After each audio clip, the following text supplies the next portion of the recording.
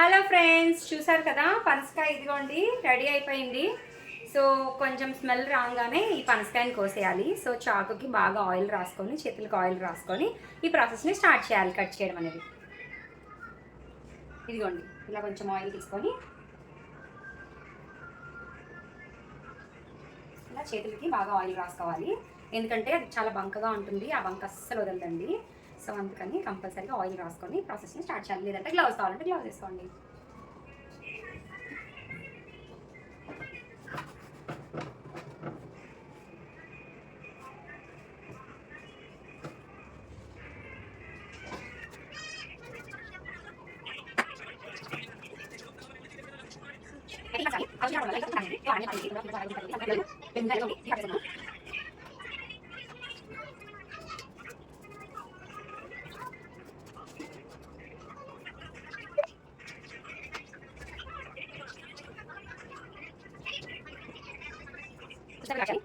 Hello friends, చూసారు కదా హైదరాబాద్కి కాయ వచ్చేసింది. సో చాకి బాగా ఆయిల్ రాసేసాను, చేతికి ఆయిల్ రాసేస్తున్నాను. ఇప్పుడు నేను పనసకాయని కట్ చేస్తున్నాను. ఈ కట్ చేసిన కాయలు ఎంత ఉన్నాయో చూపించాను.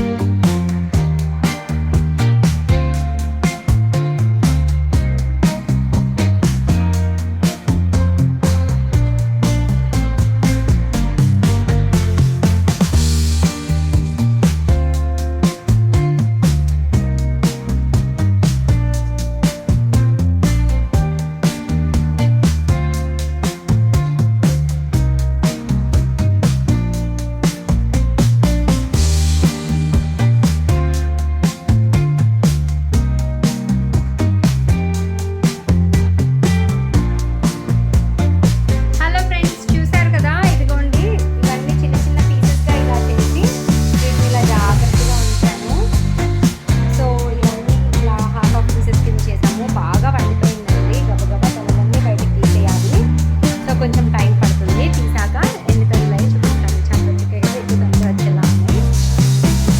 ఇదిగోండి ఫ్రెండ్స్, ఇంకా చాలా తీసుకునే ఉన్నాము. సో ప్రస్తుతానికి అయితే ఇందులో ఇలా కొంచెం విడిగా వచ్చేసాయి. కొంచెం వచ్చేవి నీట్గా ఇవ్వాలని చెప్పేసి మేము వీటిని సపరేట్గా ఇలా పెట్టాము. నీట్గా వచ్చిన కాయని నేను అడ్డదిడ్డంగా కోసేయడం వల్ల అలా వచ్చింది. సో ఇప్పుడు నేను పంచడానికి రెడీ అయిపోయాను. మా పనసకాయలు ఇదిగోండి, ఒక్క చెట్టుకి నేను కాసిన ఒక్క కాయకి మాత్రమే 150 కాయలు పైన వచ్చాయండి. నేను ఒక 25-30 కాయలు ఉంటాయేమో అనుకున్నాను, కానీ ఒక్క కాయలో 150 తొనలు పైనే ఉన్నాయి. చూడండి, ఇంకా కొంచెం పాడైపోవడం వల్ల కొన్ని పాడేసాము. అయినా కూడా నేను ఆల్రెడీ ఆల్మోస్ట్ ఒక 50 ఏవో ఆల్రెడీ పంచేసాను. పంచిన తర్వాత కూడా చూడండి ఇంకా ఎన్ని తొనలు మిగిలాయో. చూసారు కదా, చాలా బాగా వచ్చేసాయండి, సూపర్గా వచ్చాయి. మేము అస్సలు ఎక్స్పెక్ట్ చేయలేదు. మీకు కనుక నచ్చినట్లయితే మా పనసకాయలకి ఒక లైక్ చేయండి, షేర్ చేయండి, సబ్స్క్రైబ్ చేయడం అస్సలు మర్చిపోకండి. Thank you so much for watching.